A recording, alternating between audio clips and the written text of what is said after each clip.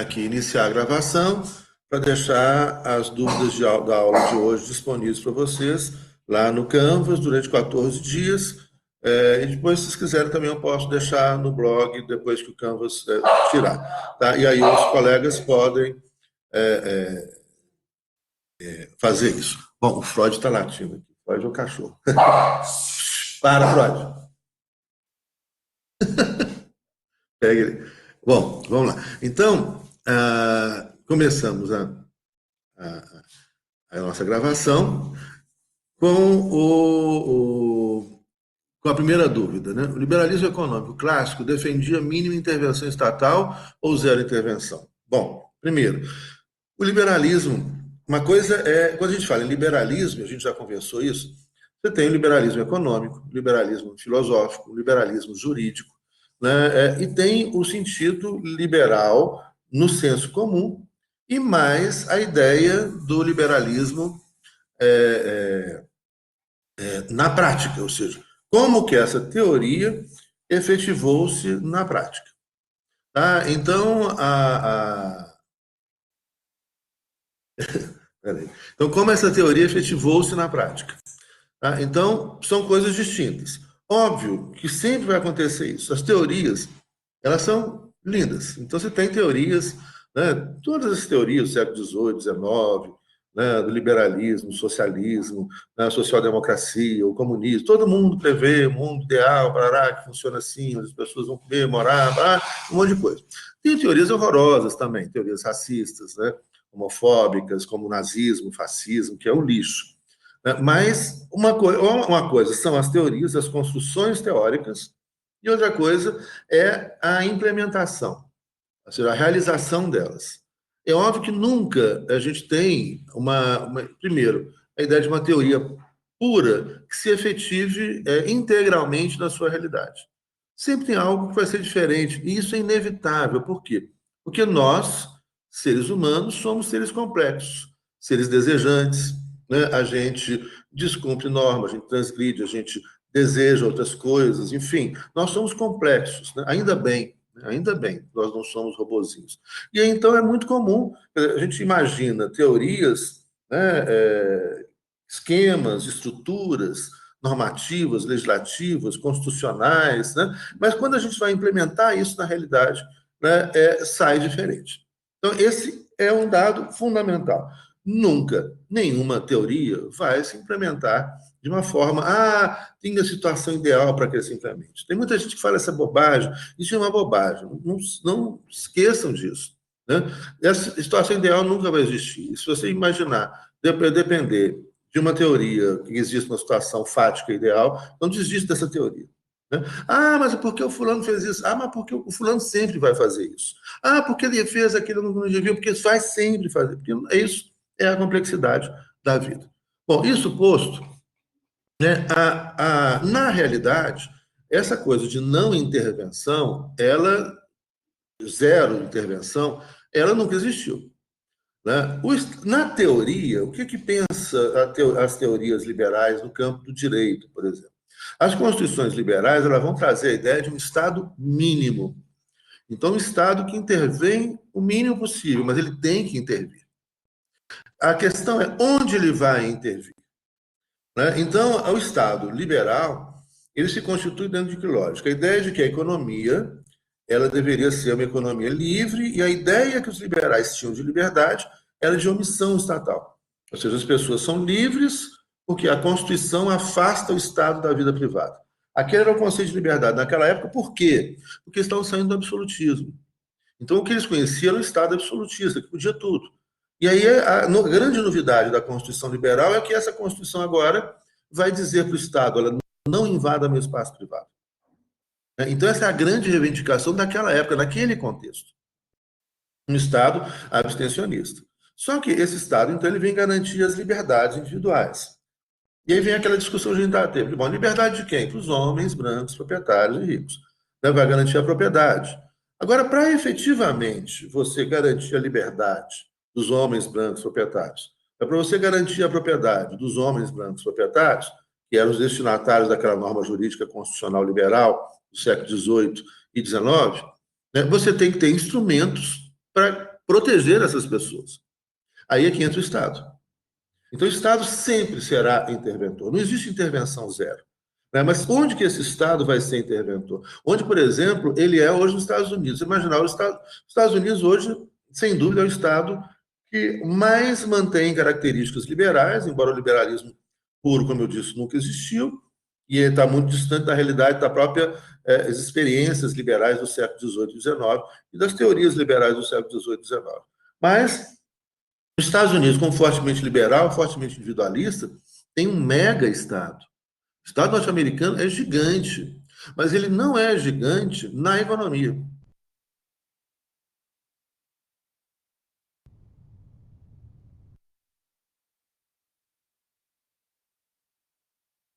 Para o coronavírus. Um país riquíssimo, onde as pessoas estão morrendo, mais de 1.500 pessoas reportadas, porque a subnotificação lá também é grande, aqui é maior ainda.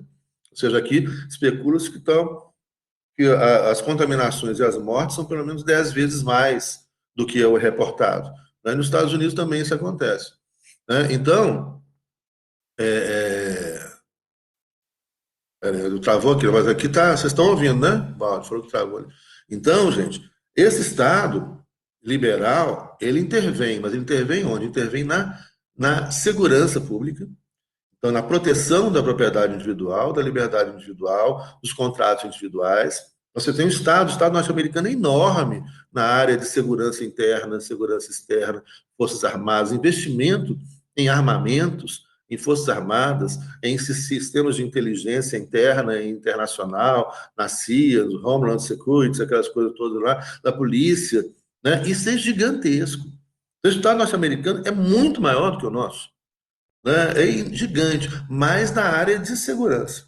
Já o Estado liberal, ele não intervém na questão de saúde, não tem saúde pública, né, onde é interessante que o Estado seja grande, né, não tem educação pública, né, não tem previdência social, né, o Estado não intervém na economia, o Estado não exerce atividade econômica.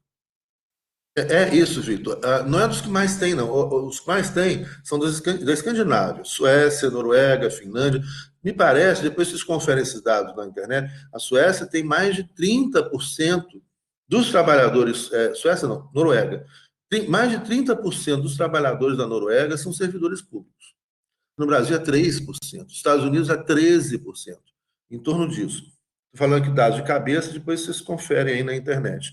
Mas o Estado é muito maior. Né? Então, primeiro, essa intervenção zero não existe. Mas a grande diferença, por exemplo, do Estado Social, o Estado Social ele opta por regular a atividade econômica, garantir emprego, garantir salários bons. Com isso, ele vai tributar as grandes fortunas, vai tributar o lucro das empresas. Quanto mais o sujeito ganha, mais tributo ele paga. O oposto daqui do Brasil e dos Estados Unidos, onde os muito ricos não pagam, né? E quem paga é a classe média. Então, lá não. Quanto mais ganha na Escandinávia, quanto mais o sujeito ganha, mais paga, óbvio. Né? E tem tributação ainda sobre o lucro e grande fortuna. Por isso, eles têm um sistema de saúde universal de qualidade para todo mundo, que mesmo assim já foi atacado pelas ondas neoliberais aí.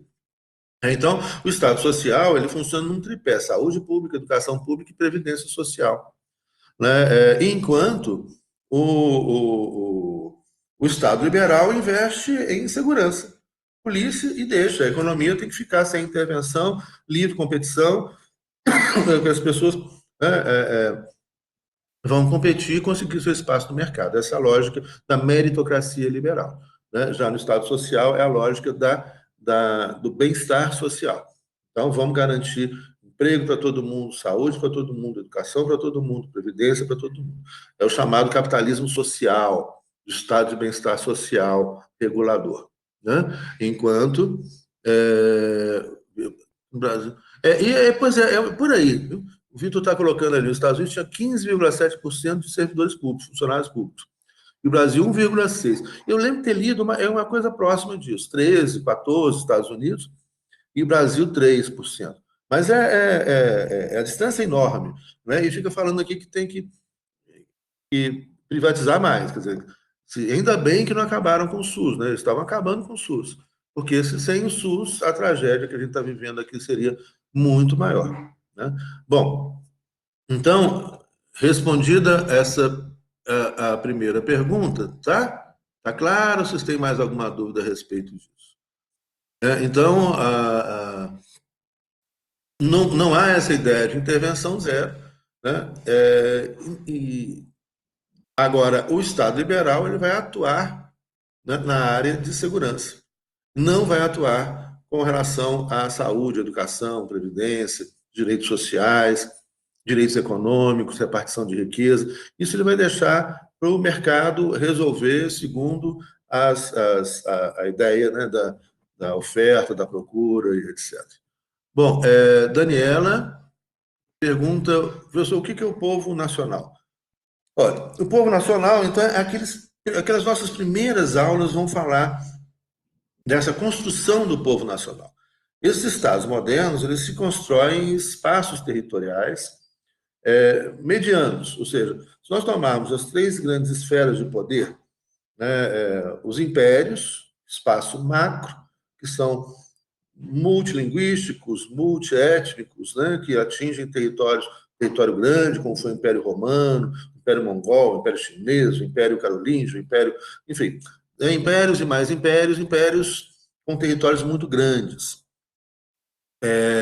Portanto, com uma diversidade cultural, étnica, linguística, religiosa muito grande. Essa é a característica do império. O poder, na esfera micro, estava o poder local. Então, na época do feudalismo, na Europa, o feudo, né? Então, é o poder local. E entre o poder local e o império, o espaço macro, poder, está o reino. É nesse espaço inicial que surge o Estado moderno, entre o império e o reino. Ou seja, o império e o feudo. O reino é um espaço de complexidades, não tão grande quanto o império, né? Mas maior, bem maior do que o feudo. Então, no reino se encontra também diversidade linguística. Não tão grande quanto no império, mas encontra. Espanha, por exemplo, você tem lá catalães, bascos, galegos, castelhanos, né? Com idiomas diferentes, culturas diferentes, etc. Então, o reino é um espaço de complexidade, mas menor, não tão grande como o império. Outros estados vão surgir a partir de grandes dimensões territoriais, imperiais, como o Brasil, Estados Unidos, Rússia, né, China. Então, a Rússia é um gigante, né, o maior estado, o maior território do mundo. Então, o que significa que aumenta a complexidade, né, que aumenta a diversidade. Esses estados, primeiros que surgem, por exemplo, Portugal, Espanha, França, esses primeiros estados, então, nascem numa esfera territorial mediana com complexidades. E existem ali grupos étnicos diferentes, com culturas diferentes. E aí nós tomamos como exemplo, né, a formação da Espanha, que é um espaço de complexidade, até hoje, né, onde você tem vários idiomas, mas você tinha uma característica histórica ali muito interessante. A Espanha foi invadida por um império estrangeiro, né? Os mouros, muçulmanos, viveram mais de 800 anos com a presença moura, muçulmana em seu território, né? Mas sempre com uma resistência, onde então quase todo o território da Península Ibérica foi conquistado, depois ele vai sendo retomado gradualmente pelos povos que habitavam antes da chegada dos muçulmanos, dos mouros. Então, é essa retomada, e quando se retoma todo o território, expulsando, por fim, o reino de Granada, lá na Andaluzia, no sul, né, o último reino mouro, muçulmano, né, forma-se, então, o reino que vai dar origem à Espanha moderna. Né? E aí, então, a tarefa que tem é justamente essa tarefa, aí, Daniela, de inventar o povo nacional. Ou seja, a novidade desse Estado é que agora ele tem um poder central, ele é hierarquizado, né? Ele vai uniformizar os valores, os comportamentos, a religião, para inventar esse povo nacional. Por que isso é necessário? Porque aquela diversidade, né, impedia que esses vários grupos étnicos, bascos, catalães, galegos, andaluzes, etc., esses vários grupos étnicos se identificasse com o rei e com a rainha, com esse poder central. E aí é o momento do surgimento do absolutismo. O Estado moderno surge na forma de Estado absoluto. Poder hierarquizado, fortemente hierarquizado e centralizado. Então, você imagina, a Rainha Isabel, né, o momento onde surge, né, o reino de Castilha e León e Aragão, né? O rei era aragonês, o rei Fernando, e a rainha era castelhana. E aí a pergunta que os caras fazem, falaram, olha, agora eles estão unificando o território, né, através de guerras, da expulsão do outro, onde esses se aliam contra o outro mais diferente, que é o Império Estrangeiro, né, que chega depois da presença desses povos na Península Ibérica. Então, qual é a dificuldade que tem a rainha? Fala, olha, o problema agora é como que eu vou governar, né, essa rainha castelhana, né, sobre um basco, um galego, um catalão, né, um andaluz, que tem outra cultura, tem outro idioma, né, já foi até rival no passado, já entraram em conflitos. Então, existem essas pré-nacionalidades, ou seja, que já existiam antes do Estado moderno, mas essas pré-nacionalidades elas vão ser uniformizadas. Ou seja, o Estado moderno, para viabilizar seu poder, para que as pessoas se identifiquem com o poder central, né, esse Estado moderno vai inventar uma nova nacionalidade por sobre as nacionalidades pré-existentes. A ideia agora é que não deve mais existir, né, o basco, o catalão, o galego, o andaluz. Agora todo mundo é espanhol. A rainha, que é castelhana, vira espanhola. O rei, que é aragonês, vira espanhol. Assim como os aragoneses, os castelhanos, os bascos, os andaluzes, etc. Então, você inventa uma nacionalidade para manter a união desse povo e que esse povo, então, unido, possa se reconhecer, né, entre eles e possa reconhecer o seu poder com o qual ele se identifica. Você inventa o espanhol por sobre bascos, galegos, catalães, etc. É lógico que essa invenção, né, ela vai estar com muita violência, na marra, é a imposição de um idioma, que é o idioma dos castelhanos, para todo mundo vai ser obrigado a falar castelhano, né, a imposição de uma religião, o catolicismo, a imposição de valores, de comportamentos, etc. Né? Além disso, você tem elementos comuns, né? É a luta comum, por exemplo, desses povos contra o estrangeiro. Então, você cria um projeto nacional, um projeto narcisista. Eu sou espanhol por quê?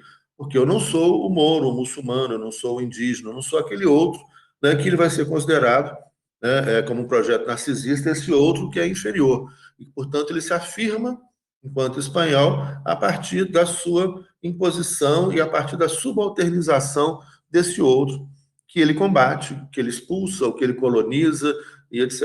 Então você tem toda uma estrutura, né, que vai sendo construída aos poucos de fortalecimento dessa identidade nacional, né, de imposição de um idioma, de uma religião, de uma história comum, de heróis comuns, de um passado comum e de um projeto de futuro comum.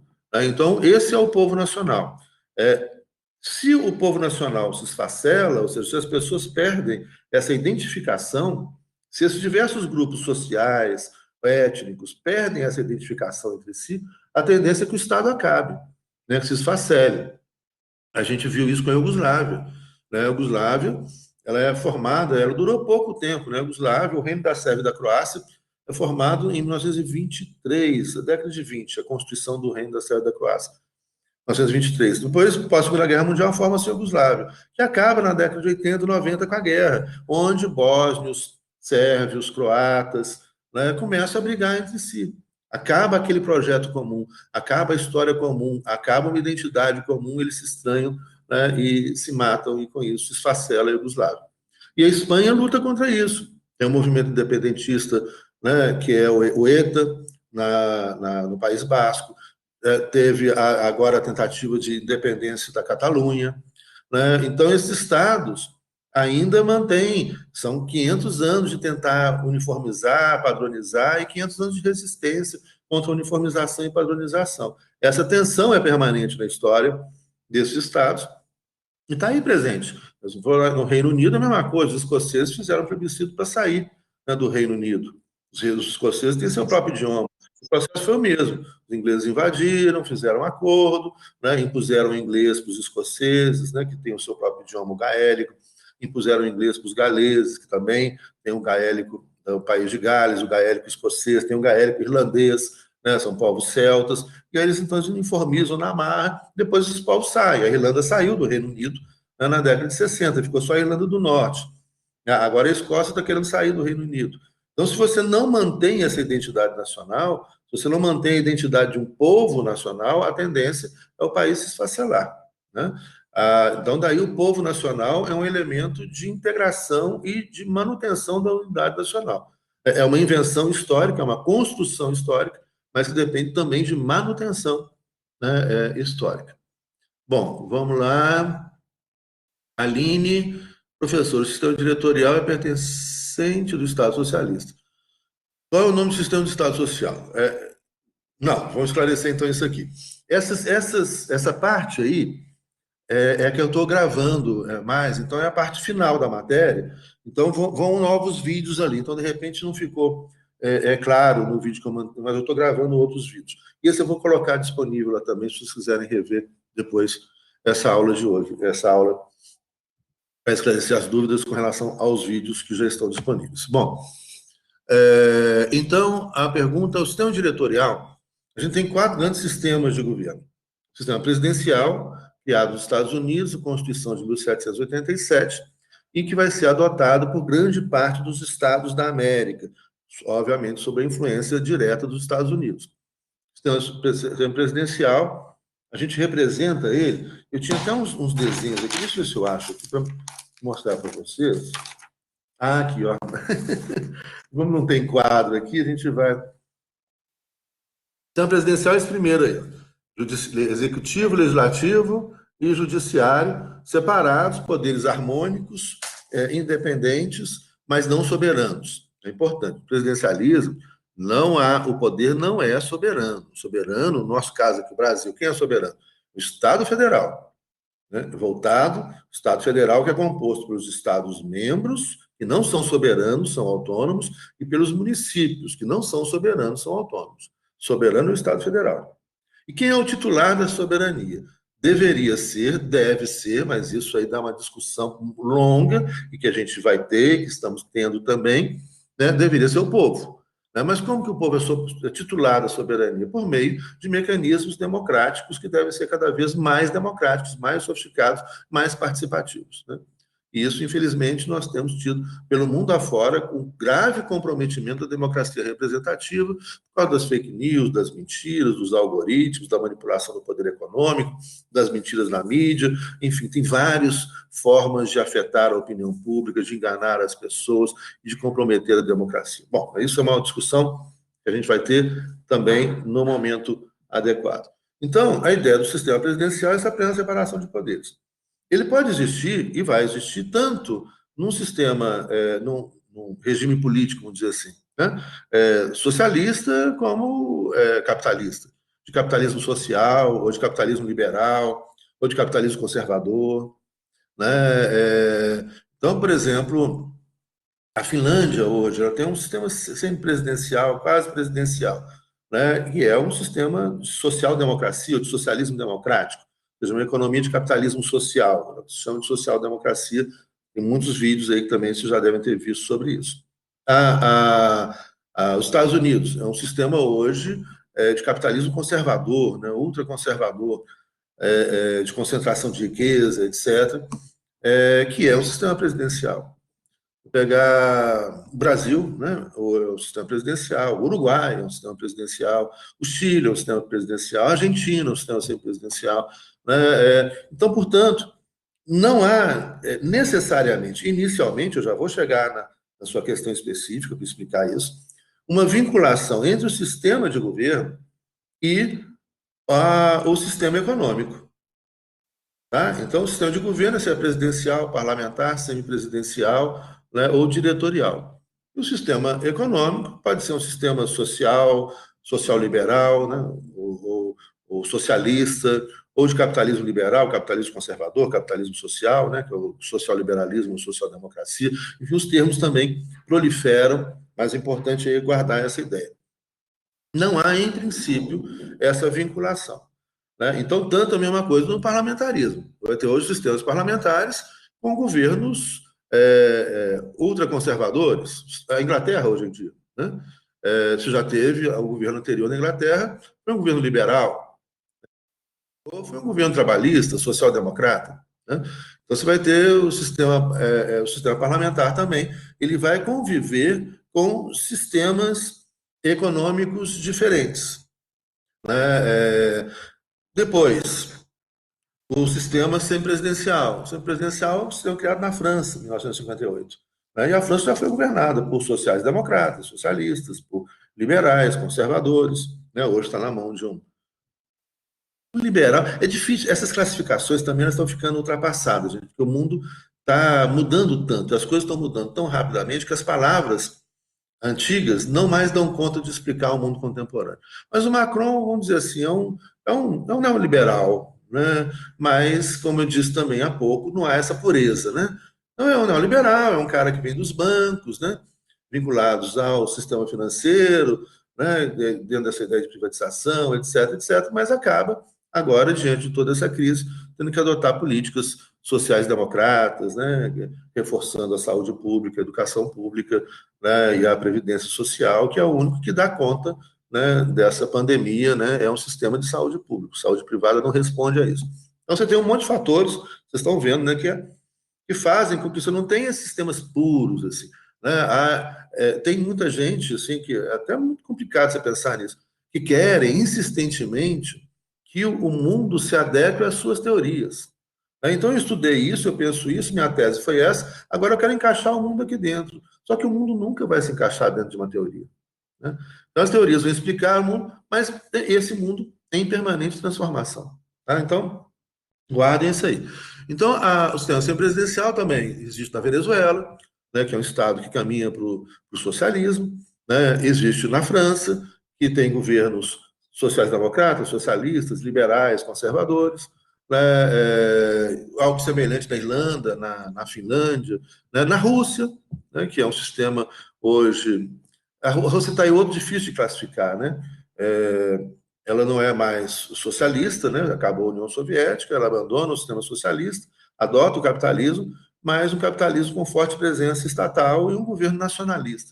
E é um sistema semipresidencial. Então, não há essa vinculação direta. O sistema diretorial, né? Então chego na cena da sua questão, e que eu sei por que surgiu essa leitura que você faz, né? Porque eu falo isso no vídeo, então é importante esclarecer isso aqui.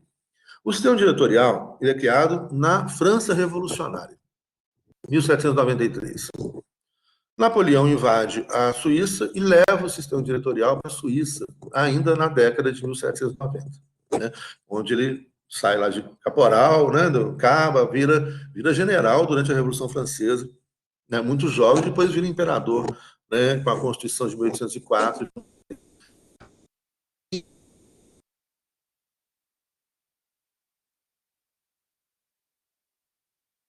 E hoje você tem a tese de que envenenaram ele lentamente, né, até sua morte na década de 1820, não lembro a data exata, mas também isso não interessa agora, vou perguntar isso. Então, esse sistema diretorial, a marca dele, vamos ver aqui, ó, os nossos gráficos, é esse aqui de baixo.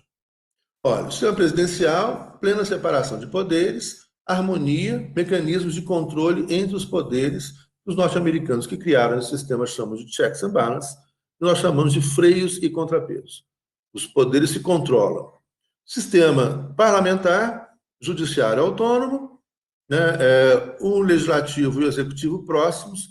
Essa interseção aqui é marcada justamente pela possibilidade do governo dissolver o parlamento, quando ele quiser, quando houver, né, uma situação política, uma escolha política, ou então, ao contrário, né, quando o legislativo derruba o governo por maioria absoluta. Então, aqui não é um mandato fixo, né, isso aí vocês já viram tudo isso aí nas aulas, né, nos vídeos, e nos textos também disponíveis. Aqui, né, você tem o judiciário autônomo, né, que é o semipresidencial. O semipresidencial, qual é a diferença do parlamentar? ele mistura o presidencial com o parlamentarismo. É como o nome diz, semipresidencial, você pode falar semi-parlamentar, mas em geral os teóricos usam semipresidencial, que é um legislativo. Esse legislativo ele pode derrubar o primeiro-ministro, mas existe um governo bicéfalo, ou seja, governam a França o presidente e o primeiro-ministro. O presidente tem um mandato fixo, que já foi de 7 anos, a partir da Constituição de 1958, que é a Constituição em vigor hoje, né, com possibilidade de reeleição, depois uma emenda constitucional reduziu o mandato para 5 anos e apenas uma reeleição. Então, você tem um presidente que tem mandato fixo, ou seja, ele não pode ser derrubado pelo legislativo. Mas o presidente escolhe o primeiro-ministro. E o primeiro-ministro pode ser derrubado pela maioria dos deputados, 50% mais um. Né? Então, é uma mistura das engrenagens do parlamentarismo com o presidencialismo. Já o sistema diretorial é esse aqui. Há um mega legislativo eleito pelo povo, né? O legislativo é o grande poder, o executivo é um órgão do poder legislativo, então ele não é autônomo, ele é subordinado ao legislativo, escolhido pelo legislativo, às vezes é escolhido diretamente pelo povo, ou pode ser escolhido pelo legislativo, mais comum escolhido pelo legislativo. Acontece na Suíça. Esse sistema, então, o povo escolhe os legisladores, os deputados, né, ou deputados e senadores, depende, pode ser um sistema unicameral, só tem deputado. Pode ser sistema bicameral, tem deputados e senadores. Né? Então, na casa da Suíça é bicameral, o povo escolhe os deputados e os senadores, e os senadores escolhem os membros do diretório, que na Suíça são 7 membros. Na China são muito mais, em Cuba também. Né? Em Cuba eram 35 membros, mas teve uma reforma constitucional agora, eu tenho que conferir na Constituição, depois eu falo para vocês. Né? Esse diretório é que governa. Ele é escolhido pelos legisladores, que são escolhidos pelo povo. Esse diretório é o governo dentro do legislativo. E ele se subordina ao legislativo, porque ele é escolhido pelo legislativo. E ele é um órgão colegiado. Então, não tem a figura de um poder unipessoal, né? Por exemplo, do presidente aqui, do primeiro-ministro aqui, ou aqui bicéfalo, né? Primeiro-ministro e presidente. Aqui é um coletivo. As decisões são sempre coletivas. Na Suíça, então, o diretório, que é o executivo, é um órgão coletivo de 7 membros que decide coletivamente todas as questões. E um judiciário, né, autônomo, sempre autônomo. Em alguns lugares o judiciário é mais forte, outros é mais fraco, tem mais influência, menos influência, isso varia muito de sistema para sistema, depois nós vamos explicar isso melhor. Então, o sistema diretorial, na Suíça, a Suíça é um estado de capitalismo social, de forte capitalismo social. Né? Ou seja, a gente sabe a história da Suíça, é o espaço dos bancos, né? O dinheiro de gente bilionária do mundo inteiro vai para a Suíça, porque ali você tem uma proteção, né? Você tinha, né? E ainda tem, em certa medida, mais ou menos, né? A proteção à informação sobre as pessoas. Então, os caras que roubavam dinheiro no mundo inteiro botavam dinheiro na Suíça. Os bilionários do mundo inteiro põem dinheiro na Suíça. São os bancos confiáveis, etc. E essa coisa não tão bonita assim, né, de dinheiro roubado, ser guardado lá, e etc., né, dentro de um sistema, mas isso financia, né, o maior PIB per capita do mundo. E então as pessoas têm um nível de vida muito bom, ou seja, os suíços construíram para eles um estado de bem-estar social, um estado social, um capitalismo social muito tranquilo, com muita qualidade de vida. Né? Ou seja, eles souberam usar esse dinheiro que foi mal usado nos seus respectivos países muito bem para eles. Né? Mérito deles, né? Azar o nosso, que temos pessoas que levam seu dinheiro para a Suíça. Mas ele é fundado, então, num sistema bancário privado, né? É um país onde tem escolas, onde as pessoas bilionárias e milionárias, monarcas do mundo inteiro vão estudar, escolas privadas caríssimas, de extrema qualidade, mas, ao mesmo tempo que tem isso, né, de muito capitalismo financeiro, grandes bancos, né, escolas caríssimas, né, muita riqueza, mansões maravilhosas, etc. Um povo que tem acesso à saúde pública universal de extrema qualidade, para todo mundo de graça, né, educação pública universal de qualidade para todo mundo de graça, né, previdência social, moradia, segurança, estabilidade social. Então, a Suíça tem um governo estável. Né? Esse sistema diretorial suíço Você tem governantes que ficam lá, às vezes, 30 anos no poder, né, fazem parte desse diretório, porque é muito estável, né? É um país que a gente pode dizer que ele estava pronto. Agora a crise chegou no mundo inteiro, chegou lá também. Mas é um país que estava pronto, né? Então as coisas funcionavam muito bem, as pessoas tinham um nível de vida muito bom, um país neutro, não integra a ONU, não integra nenhum pacto militar, não integra a OTAN, não integra a União Europeia, né? Como a Áustria também não integra, né? E aí fica ali no seu paraísinho, fizeram um paraíso muito bonito. Então o sistema diretorial funciona, né? E na Suíça funciona de uma maneira consensual. Esse é um outro elemento muito interessante, né? É um sistema consensual, ou seja, uma democracia de consenso. Existem, então, partidos de direita, de centro e de esquerda, geralmente centro-esquerda, centro-direita e centro. Mais recentemente, por causa da crise na Europa, a crise do mundo, desigualdade, intolerância, etc., lá, os neonazistas, neofascistas começaram a ganhar espaço também, infelizmente. Mas estão controlados, né? E que desapareçam, né? Que esse povo tem que desaparecer. Tem que existir esses fascistas, nazistas que defendem a violência, o ódio, a intolerância, o racismo, a homofobia, o machismo, né? É o que existe de pior na humanidade. Mas cresceu lá também, naquele paraísozinho.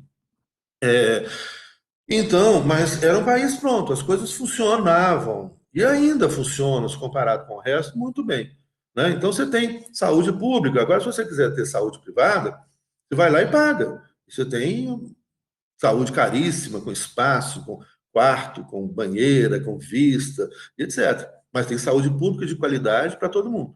Educação, você tem educação pública de qualidade para todo mundo. Se você quiser pagar uma privada, a saúde privada, caríssimo, para estudar lá com a irmã do líder da Coreia do Norte, ou com o filho de um nobre de qualquer país, ou do rei, do príncipe, não sei o que, para você vai, né, e paga, né, mas tem saúde pública para todo mundo. Então, um sistema social liberal, vamos dizer assim, de uma democracia social liberal. Agora, ele é um sistema coletivista, que foi inventado no período da França Revolucionária, levado por Napoleão na Suíça, ainda no século XVIII, e que é mantido até hoje, né? Teve uma grande reforma constitucional na Suíça, no início do século XXI, mas manteve o sistema diretorial. Rico, democrático, participativo, uma população bem formada, participativa, com mecanismo de democracia direta, se reúne em praça pública, democracia deliberativa, enfim, a Suíça junta um monte de coisas, né, naquele espaço assim, muito rico, interessante para ser estudado. Eu tive a oportunidade de estudar lá com a bolsa, né, de minha bolsa de doutorado, onde eu fiquei em Genebra um tempo e vi o funcionamento do sistema, né, suíço, da população, do grau de informação, de formação, né, e tive em Berna também, onde está o parlamento, e pude ver de perto o funcionamento desse sistema diretorial.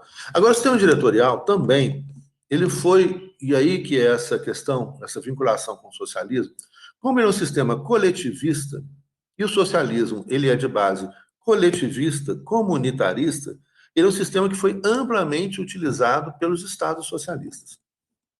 Então, a gente vai ver isso no pós-Segunda Guerra Mundial, quando vão surgindo vários estados socialistas, aqueles estados, principalmente que foram libertados do nazifascismo pelo exército soviético, esses estados, e a gente tem muito isso, né? Aquele cenário do pós-guerra, a Europa Ocidental, que foi liberada pelo exército norte-americano, com os outros aliados, né? Ingleses, franceses, etc., o povo que lutou contra o nazifascismo na Europa Ocidental, o governo, o poder foi entregue para aliados norte-americanos. Então, portanto, vão surgir daí, né, sistemas econômicos vinculados ao capitalismo, o capitalismo conservador, o capitalismo liberal, o capitalismo social. Inicialmente, a força na Europa Ocidental vai ser o capitalismo social.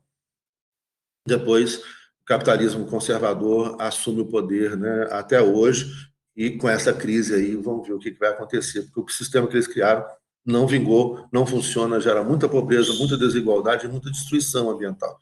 Mas, assim, e do outro lado, né, você teve o Exército Vermelho libertando a Europa Oriental e os governos que iam vinculados ao fascismo, ao nazismo, né, caem, o poder é entregue a aliados da União Soviética de Moscou. Você vai ter aí a construção de democracias populares, né, de regimes mais ou menos democráticos, mais ou menos autoritários, né? Ou até totalitários, variações a partir do sistema econômico socialista.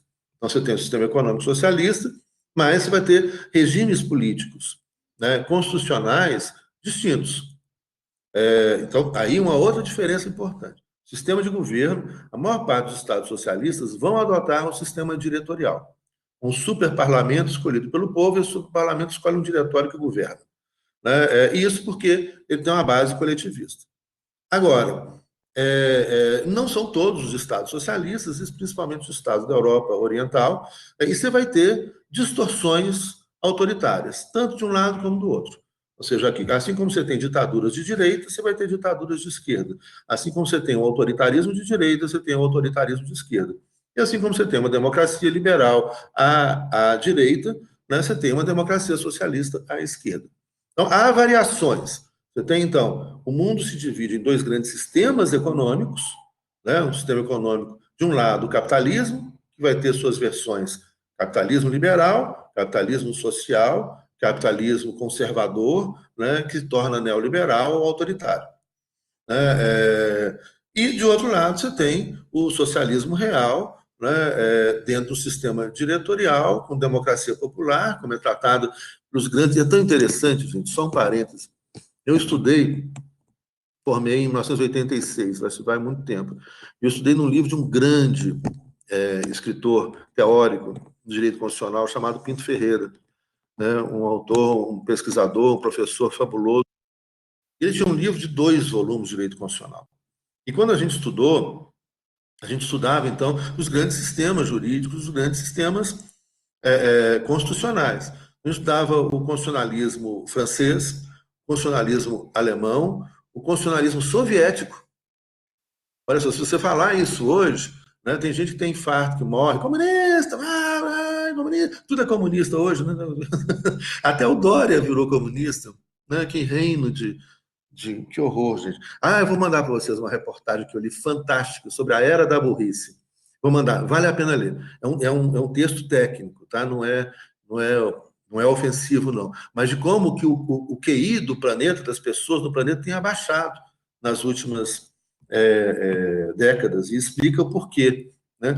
Mas que é muito essa coisa, chamar o Dória de comunista né? Ou quem mais? A física quântica é comunista, esses enfim, mas aí naquela época a coisa era séria. Então a gente estudava, é um sistema de democracia popular. Você pode discordar, mas entende como é que funciona. E aí você discorda. Não precisa concordar, né? Mas vê como é que funciona o negócio. Né? Então, você tinha as democracias socialistas, chamadas populares, tinha as ditaduras socialistas e tinha o totalitarismo, né? Socialista com Stalin na União Soviética, no período stalinismo. Né? Então, você tem coisas horrorosas à direita e à esquerda. E tem coisas boas à direita e à esquerda. Né? O mundo contemporâneo está superando essa dicotomia. Né? Nós vamos, talvez, agora, e vocês vão estar encarregados de fazer isso, de superar esse binarismo moderno, né? Onde um fica inimigo do outro, e construir uma outra coisa completamente diferente disso que a gente está vivendo até hoje, e estão vivendo as consequências disso. Não se esqueça que o coronavírus é consequência do aquecimento global, né, e desse mundo que a gente construiu, de hiperexploração. E a hiperexploração, né, econômica da natureza se deu tanto no capitalismo quanto no socialismo também. Então, veja a China hoje, né, que é governada pelo Partido Comunista, mas não no sistema de hiperexploração ambiental também. Então, o sistema diretorial, então, nesse país, para você pega hoje, você tem 2 exemplos interessantes do sistema diretorial. O sistema chinês, o povo escolhe, né, aquele parlamento que é gigantesco, e o parlamento gigantesco escolhe um diretório, que é aquele núcleo que vai governar. Né? E as decisões do diretório tinham que ser decisões unânimes. E um judiciário autônomo. Em Cuba também, né? O povo escolhe o legislativo e o legislativo escolhe um diretório com 7 membros, né? Que vai governar. Não, mentira, 7 membros é na Suíça. Em Cuba, 35 membros. Mas eu tenho que dar uma lida na atual Constituição, que mudou agora, recentemente, e tem as modificações, eu já conto para vocês as modificações. No sistema, o povo escolhe o diretório, escolhe o parlamento, o parlamento escolhe o diretório, que tinha 35 membros, que é quem governa. O diretório é o executivo. E essa governança se dá de forma coletiva. E você tem um representante, né, que é escolhido, aquele que fala pelo diretório, né, como você tem aquele presidente do parlamento que fala pelo parlamento. Então, o sistema diretorial foi amplamente utilizado nos Estados socialistas, porque ele é um sistema de gestão coletiva, né, que marca justamente um dos princípios basilares da ideia do socialismo, né, que é o coletivismo ou comunitarismo. E só para encerrar essa resposta, é importante lembrar aqui outra coisa. Hoje, então, quando a gente vive, né, essa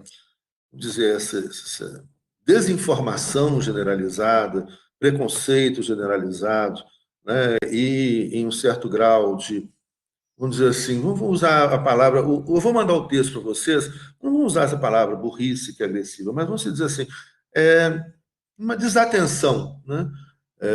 Ou um preconceito tão grande que impede que as pessoas aprendam ou enxerguem o mundo, etc. Quando tudo virou comunista, é importante a gente lembrar o que é o comunismo, né? Então, o comunismo, uma coisa, a China não é comunista. A China hoje não tem nem nome para o que ela é. É uma coisa complexa que as classificações tradicionais não dão conta de explicar o que é a China. Esses nomes, socialismo, comunismo, liberalismo, capitalismo social, são nomes, né, da modernidade que hoje já não está cabendo, o mundo já não está cabendo dentro desses conceitos. A China é um sistema complexo, governado pelo Partido Comunista, mas de uma economia híbrida que não é capitalista, que os mesmos os magnatas chineses que mandam nas empresas, eles não podem passar por herança, as empresas não são donos da empresa, é tudo do Estado. Né? Então, você tem um Estado forte, uma economia capitalista forte, em forte expansão desde a década de 90, com saúde pública, educação pública, previdência social, né, com investimento social público grande, né, que marca, então, esse forte viés social, um forte viés estatal, né, e uma economia capitalista dirigida pelo Estado, mas que não é vinculada às grandes empresas, né, porque é tudo do Estado. Enfim, se mistura isso tudo e vai chamar isso de China. Tá?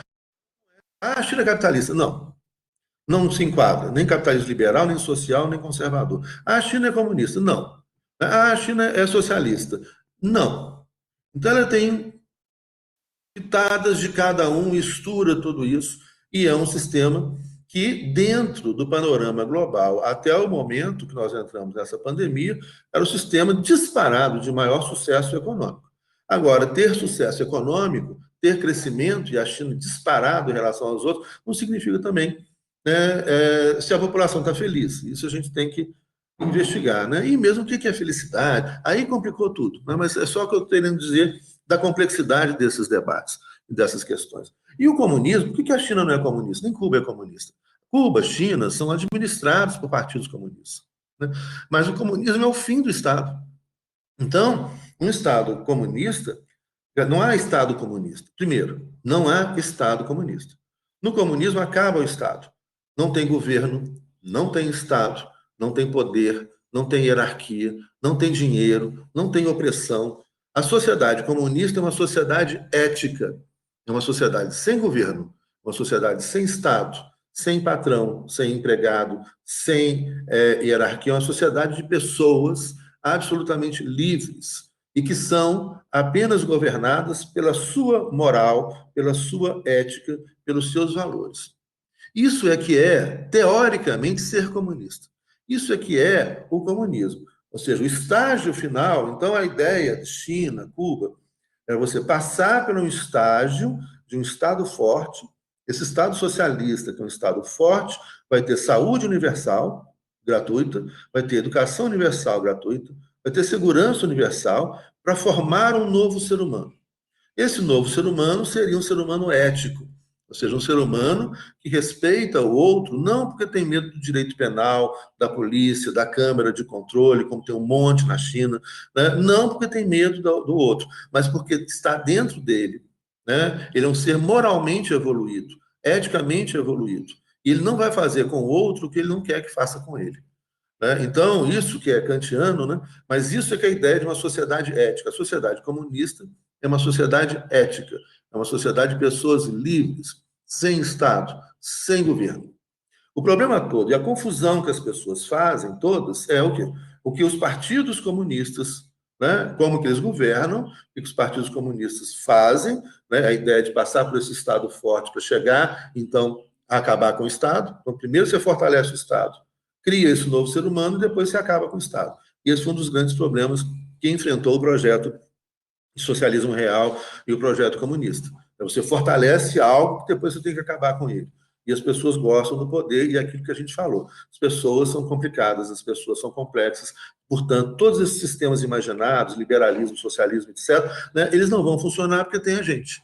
Nós somos complexos, a gente não obedece, a gente não vai funcionar como maquininha na cabeça desses caras que imaginaram o liberalismo, o socialismo, o comunismo, o anarquismo, a social-democracia, o social-liberalismo, etc, etc.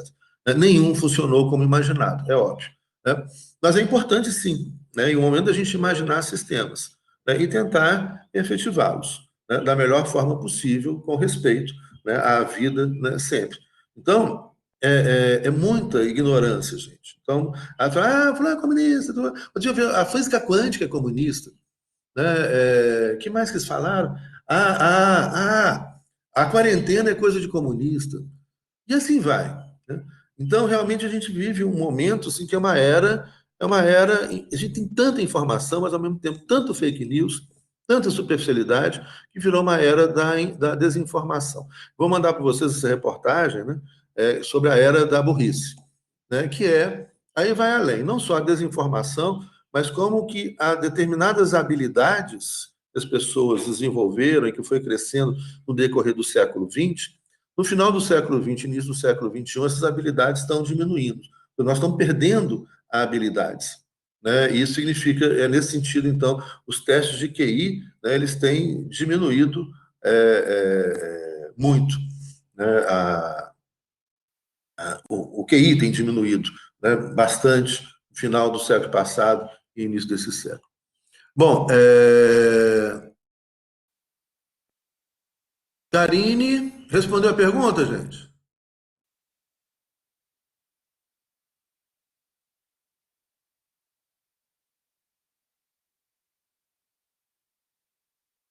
Então, Karine, professor, qual seria a diferença entre Estado moderno e Estado nacional? Né? Não, o Estado nacional é o Estado moderno. Né? Então, você pode colocar o Estado moderno, ele vai ser nacional, ele vai ter um povo nacional, ele é territorial, tem um território delimitado, né? Ele tem um poder organizado e hierarquizado. Né? Bom, mas a Karine está offline, então não vai adiantar, mas depois ela vê isso. Mas então é isso, que o Estado moderno é o Estado moderno, é o Estado nacional. Né? Esse Estado nacional ele pode ser social, socialista, liberal, ele pode ser um monte de coisa. Né? Gente, mais alguma pergunta?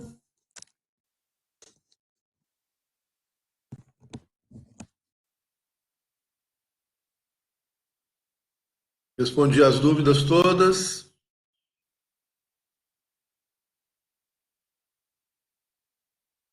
Então tá bom. Então, qualquer coisa, estou à disposição de vocês. Né? Continuamos aí. Vou deixar essa gravação para aqueles que não puderam comparecer, né, assistirem depois. Tá bom?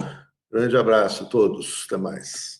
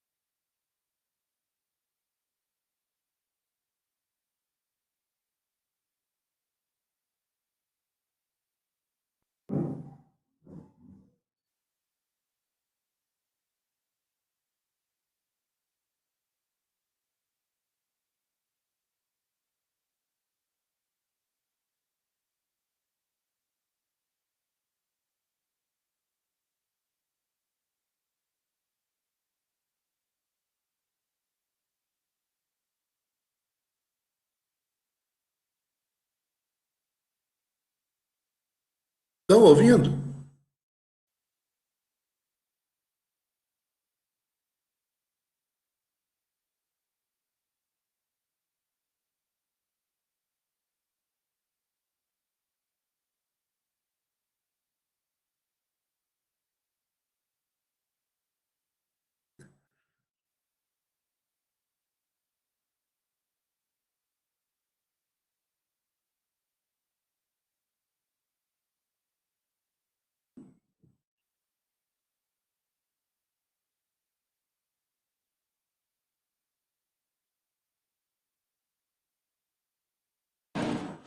Travou a partir de que hora, gente? Que eu falei, falei, falei, vocês ouviram, não?